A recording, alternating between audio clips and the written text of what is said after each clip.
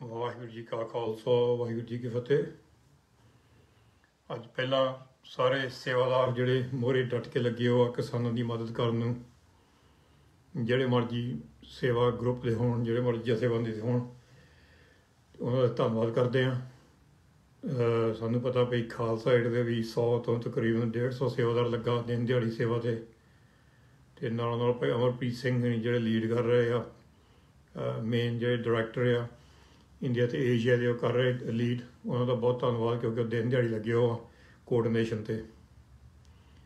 ਸੋ ਜਿੱਥੇ ਵੀ ਤੁਸੀਂ ਇਸ ਵੇਲੇ ਧਰਨੇ ਲਾਏ ਹੋ, ਪ੍ਰੋਟੈਸਟ ਕਰਦੇ ਹਾਂ, ਅਸੀਂ ਉਹੀ ਤੁਹਾਨੂੰ ਮੈਸੇਜ ਦਿੰਦੇ ਹਾਂ ਭਈ ਜੋ ਤੁਹਾਡਾ ਤੁਸੀਂ ਕਦਮ ਚੱਕਿਆ ਆ, ਅਸੀਂ ਬਹੁਤ ਧੰਨਵਾਦੀ ਹਾਂ। ਬਹੁਤ ਤਕਲੀਫਾਂ ਵੀ ਆਉਂਦੀਆਂ, ਸਰਦੀ ਬਹੁਤ ਆ, ਪਰ ਜੋ ਤੁਸੀਂ ਕਰ ਰਹੇ ਆ ਬਿਲਕੁਲ ਮੈਂ ਮੁੜ ਕੇ ਫੇਰ ਕਹੂੰਗਾ, ਤੁਸੀਂ ਇੱਕ ਬਹੁਤ ਵੱਡਾ ਇਤਿਹਾਸ ਬਣਾ ਰਹੇ ਆ। ਯੂ ਮੇਕਿੰਗ ਹਿਸਟਰੀ, ਤੁਸੀਂ ਹਿਸਟਰੀ ਬਣਾ ਰਹੇ ਆ। ਅੱਜ ਮੈਂ ਤੁਹਾਨੂੰ ਇਹੀ ਗੱਲ ਕਰਨੀ ਸੀਗੀ, ਕਿਉਂਕਿ ਹਾਲ ਤੱਕ ਮੈਂ ਦੇਖਦਾ ਫੰਡ ਰੇਜ਼ਿੰਗ ਹੋ ਰਹੀ ਆ, ਜਿਹੜੇ ਵੀ ਕਿਸਾਨ ਬੈਠੇ ਉਹਨਾਂ ਦੇ ਨਾਂ 'ਤੇ। ਖਾਲਸਾ ਏਡ ਨੇ ਕੋਈ ਅਪੀਲ ਨਹੀਂ ਕੀਤੀ, ਤਾਂ ਜੇ ਕਹਿ ਲਓ ਭਈ ਜਿਹੜੀਆਂ ਬਾਹਰਲੀਆਂ ਸੰਸਥਾ ਆ, ਪੈਸਾ ਇੰਨਾ ਇਕੱਠਾ ਹੋ ਰਿਹਾ ਆ ਅਤੇ ਉਹ ਲੱਗੂ ਕਿੱਥੇ? ਕਿੰਨਾ ਲੰਗਰ ਛਕਾ ਲਓਗੇ ਤੁਸੀਂ? ਲੱਖਾਂ ਤੋਂ ਲੱਖ ਡਾਲਰ ਜਿਹੜੇ ਇਕੱਠੇ ਹੋ ਰਹੇ ਆ ਬਾਹਰ।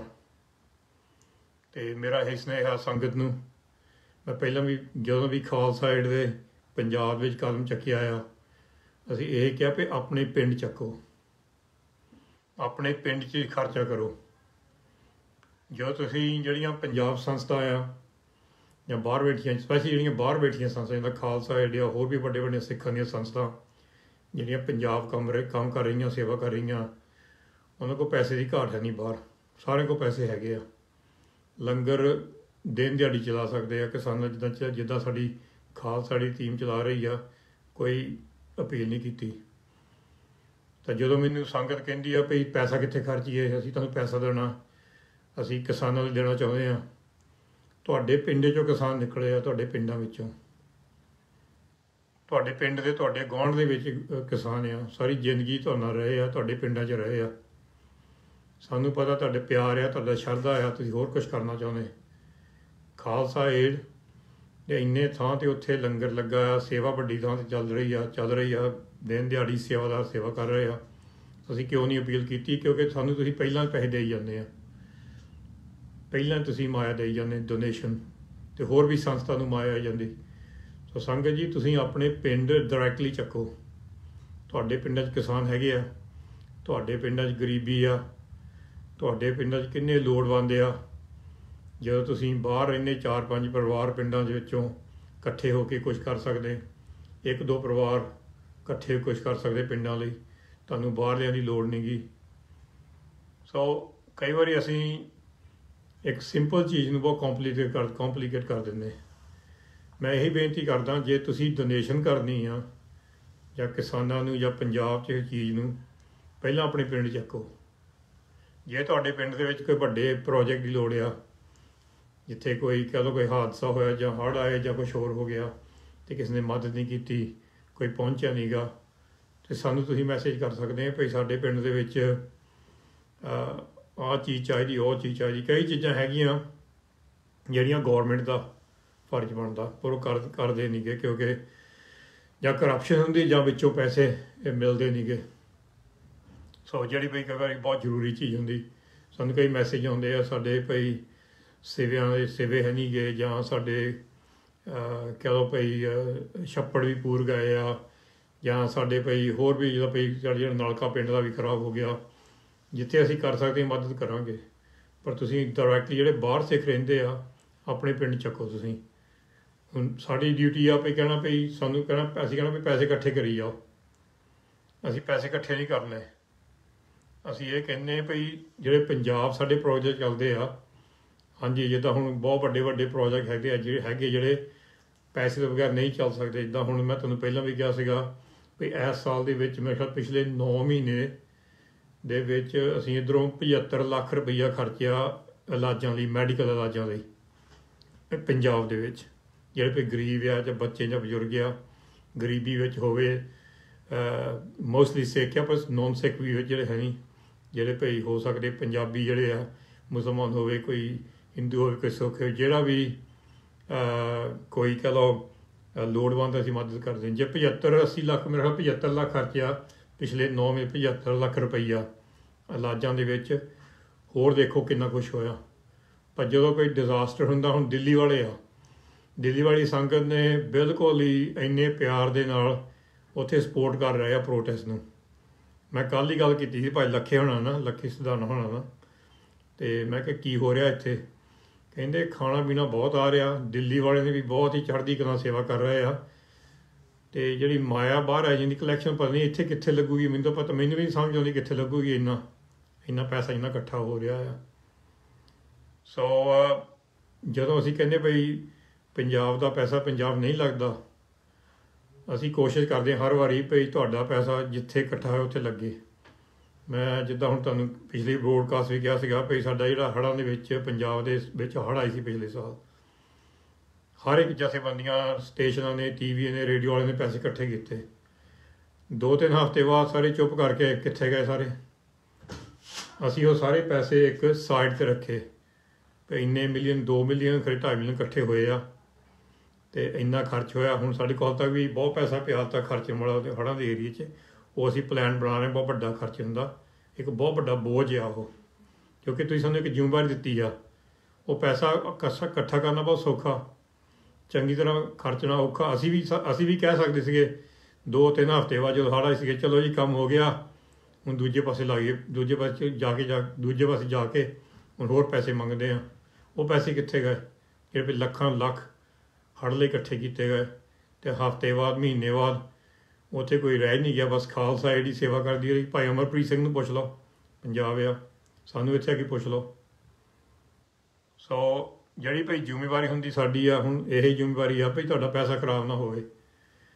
ਹੁਣ ਮੈਨੂੰ ਉਹੀ ਡਰ ਆ ਵੀ ਹੁਣ ਕਿਸਾਨਾਂ ਲਈ ਪੈਸਾ ਬਹੁਤ ਇਕੱਠਾ ਕੀਤਾ ਗਿਆ, ਉੱਥੇ ਲੰਗਰ ਪਾਣੀ, ਦਵਾਈਆਂ, ਕੰਬਲ ਕਹਿ ਲਓ ਦਿੰਦੇ ਆ। ਜੇ ਲੱਖਾਂ ਤੋਂ ਲੱਖ ਹੋ ਗਏ, ਜਾਂ 2-3 ਮਿਲੀਅਨ, 4-5 ਮਿਲੀਅਨ ਡਾਲਰ ਇਕੱਠੇ ਹੋ ਗਏ, ਇੰਨਾ ਖਰਚਾ ਹੋਊਗਾ ਉੱਥੇ। ਸੋ ਪਿੰਡ ਵਾਲੇ, ਪੰਜਾਬ ਵਾਲੇ, ਹਰਿਆਣਾ ਵਾਲੇ, ਦਿੱਲੀ ਵਾਲੇ ਲੰਗਰ ਪਾਣੀ ਵੀ ਚਲਾਈ ਜਾਂਦੇ ਆ ਕੇ। ਜਦੋਂ ਕਿਸਾਨਾਂ ਨੂੰ ਲੋੜ ਪੈਣੀ ਆ ਉਦੋਂ ਕੋਈ ਉੱਥੇ ਹੋਣਾ ਨਹੀਂ ਗਾ, ਫਿਰ ਅਪੀਲਾਂ ਕਰ ਦਿੰਦੇ ਆ ਸ਼ੁਰੂ, ਸਾਨੂੰ ਹੋਰ ਪੈਸੇ ਦੇਵੋ, ਫਿਰ ਅਸੀਂ ਕਿਸਾਨਾਂ ਦੀ ਮਦਦ ਕਰਨੀ ਆ। ਸੋ ਅਸੀਂ ਕੰਨ ਫੜ ਲਏ ਆਪਣੇ, ਜਦੋਂ ਭਈ ਸਾਨੂੰ ਕੋਈ ਕਹਿੰਦਾ ਵੀ ਲਓ ਜੀ ਇੰਨੇ $1000 ਆ ਲੰਗਰ ਲਈ, ਪ੍ਰੋਟੈਸਟ ਲਈ। ਸੋ ਸਾਨੂੰ ਹਰ ਵਾਰੀ ਹੁੰਦਾ ਭਈ ਜਿਹੜੇ ਪੈਸੇ ਆਏ ਆ ਉਹ ਅਸੀਂ ਕਿੱਦਾਂ ਖਰਚਣੇ ਆ ਚੰਗੀ ਤਰ੍ਹਾਂ, ਕਿਉਂਕਿ ਪੈਸੇ ਤੁਸੀਂ ਤਾਂ ਢੇਰ ਲਾ ਦਿੰਦੇ। ਜਦੋਂ ਅਸੀਂ ਕਹਿੰਦੇ ਵੀ ਸਾਨੂੰ ਮਾਇਆ ਦੀ ਲੋੜ ਆ, ਤੁਸੀਂ ਢੇਰ ਲਾ ਦਿੰਦੇ। ਅਸੀਂ ਤਾਂ ਹੀ ਤਾਂ ਕਹਿੰਦੇ ਨਹੀਂ ਇਸ ਵੇਲੇ ਮਾਇਆ ਦੀ ਲੋੜ ਆ, ਕਿਉਂਕਿ ਮਾਇਆ ਆਈ ਜਾਂਦੀ ਆ। ਮਾਇਆ ਤਾਂ ਬਿਲਕੁਲ ਆਈ ਜਾਂਦੀ ਹੈ, ਪਹਿਲਾਂ ਵੀ ਆਈ ਜਾਂਦੀ ਆ, ਪਹਿਲਾਂ ਵੀ ਬੈਂਕ 'ਚ ਹੈਗੀ ਆ, ਝੂਠਕਾ ਦੇ ਬੋਤਲਾਂ ਦੇ ਵਿੱਚ। ਸਾਨੂੰ ਹੈਗੀ ਆ ਅਖਾਈ ਵੀ ਪੈਸੇ ਚੰਗੀ ਤਰ੍ਹਾਂ ਖਰਚਣੇ ਕਿੱਦਾਂ ਆ। ਅਸੀਂ ਇੱਕ ਜਿਹੜੀ ਖਾਲਸਾ ਏਡ ਆ, ਇਹ ਨਹੀਂ ਵੀ ਹਰ ਵਾਰੀ ਡਿਜ਼ਾਸਟਰ ਹੁੰਦਾ, ਹਰ ਵਾਰੀ ਪਹਿਲਾਂ ਜਾ ਕੇ ਝੋਲੀ ਚੱਕ ਲੈਣੀ, ਸਾਨੂੰ ਪੈਸੇ ਦਿਓ। ਜਿੱਥੇ ਲੋੜ ਆ ਅਸੀਂ ਕਵਾਂਗੇ, ਜਿੱਥੇ ਨਹੀਂ ਲੋੜ ਅਸੀਂ ਉੱਥੇ ਨਹੀਂ ਕਵਾਂਗੇ। ਜਦੋਂ ਪੰਜਾਬ ਹੁਣ ਕਿਸਾਨਾਂ ਦੀ ਪ੍ਰੋਟੈਸਟ ਚੱਲ ਰਿਹਾ ਹੈ, ਲੰਗਰ ਵੱਡੇ ਵੱਡੇ 3 ਥਾਂ ਲੱਗੇ ਹੋ ਖਾਲਸਾ ਏਡ ਦੇ, ਹੋਰ ਵੀ ਵੱਡੇ ਵੱਡੇ ਕੰਮ ਚੱਲਦੇ ਉੱਥੇ, ਅਸੀਂ ਨਹੀਂ ਦਿਨ ਦਿਹਾੜੀ ਕਿਹਾ ਸਾਨੂੰ ਪੈਸੇ ਦਿਓ। ਸੋ ਆਪਣੇ ਪਿੰਡ 'ਚ ਲਾਓ ਪੈਸੇ, ਆਪਣੀ ਜ਼ਿੰਮੇਵਾਰੀ ਨਿਭਾਓ। ਜੇ ਤੁਹਾਨੂੰ ਐਡਵਾਈਸ ਦੀ ਲੋੜ ਆ ਅਸੀਂ ਐਡਵਾਈਸ ਦੇਵਾਂਗੇ। ਜੇ ਤੁਹਾਨੂੰ ਕੋਈ ਬੰਦਾ ਕਹਿੰਦਾ ਭਈ ਤੁਸੀਂ ਕੋਈ ਆਪਣੀ ਪਿੰਡ 'ਚ ਵੱਡਾ ਕੰਮ ਕਰਨਾ, ਕਈ ਵਾਰੀ ਔਖਾ ਹੋ ਸਾਡੇ ਲਈ ਵੀ ਪਹੁੰਚਣਾ ਉੱਥੇ, ਪਰ ਕੋਸ਼ਿਸ਼ ਕਰਾਂਗੇ ਤੁਹਾਡੀ ਮਦਦ ਕਰਨ ਦੀ। ਪਰ ਆਈ ਐਮ ਸ਼ੋਰ, ਮੈਂ ਵੀ ਸ਼ੋਰ ਹਾਂ ਵੀ ਤੁਸੀਂ ਕਰ ਸਕਦੇ ਆ। ਜੇ ਗਰੀਬ ਕਲਾ ਕੋਈ ਕਿਸਾਨ ਆ ਗਿਆ, ਤੁਹਾਨੂੰ ਪਤਾ ਵੀ ਫਸਲਾਂ ਕਦੋਂ ਬੀਜਦੇ ਆ, ਉਹ ਜਾ ਕੇ ਬੀਜ ਦੇ ਦਿਓ, ਫਰਟੀਲਾਈਜ਼ਰ ਦੇ ਦਿਓ। ਤਾਂ ਜਦੋਂ ਤੁਹਾਨੂੰ ਪਤਾ ਵੀ ਜਦੋਂ ਭਈ ਫਸਲ ਵੱਢਣੀ ਆ, ਉਹਨਾਂ ਨੂੰ ਤੁਸੀਂ ਮਰਜ਼ੀ ਦੀ ਫਸਲ ਵੱਢਣ ਦੇ ਟੂਲ ਲਿਆ ਦਿਓ, ਟਰੈਕਟਰ ਲਿਆ ਦਿਓ ਕਿਰਾਏ 'ਤੇ, ਜਾਂ ਕੋਈ ਮਦਦ ਕਰ ਦਿਓ। ਆਪਣੇ ਪਿੰਡ ਤੁਸੀਂ ਬਹੁਤ ਕੁਛ ਕਰ ਸਕਦੇ ਆ। ਸੋ ਆਪਣਾ ਜਿਹੜਾ ਤੁਹਾਡਾ ਪੈਸਾ ਤੁਸੀਂ ਦਾਨ ਦੇਣਾ, ਤੁਸੀਂ ਜਿਹੜਾ ਭਈ ਡੋਨੇਟ ਕਰਨਾ, ਸੋਚ ਸਮਝ ਕੇ ਕਰੋ। ਲੁੱਟਮਾਰ ਪੰਥ ਦੇ ਵਿੱਚ ਫਿਰ ਹੋ ਰਹੀ ਘੜੀ ਘੜੀ ਹਰ ਇੱਕ ਚੀਜ਼ 'ਤੇ। ਕਿੰਨਾ ਚਿਰ ਅਸੀਂ ਇਹ ਸਹਿ ਲਵਾਂਗੇ ਜਦੋਂ ਸਾਨੂੰ ਲੋੜ ਹੁੰਦੀ ਆ। ਹੁਣ ਪੰਜਾਬ, ਤੁਹਾਨੂੰ ਪਤਾ ਵੀ ਪੰਜਾਬ ਦੇ ਵਿੱਚ ਕਿਸਾਨ ਖੁਦਕੁਸ਼ੀਆਂ ਕਰ ਰਹੇ ਆ, ਪਹਿਲਾਂ ਬਹੁਤ ਪਾਸੇ ਇੰਡੀਆ ਦੇ ਵਿੱਚ ਵੀ। ਉਹਦਾ ਸਾਡਾ ਅਸੀਂ ਪਲਾਨ ਸੋਚਦੇ ਸੀ ਪਿਛਲੇ ਸਮੇਂ ਤੋਂ ਵੀ ਕਿੱਦਾਂ ਕਰ ਸਕਦੇ ਆ।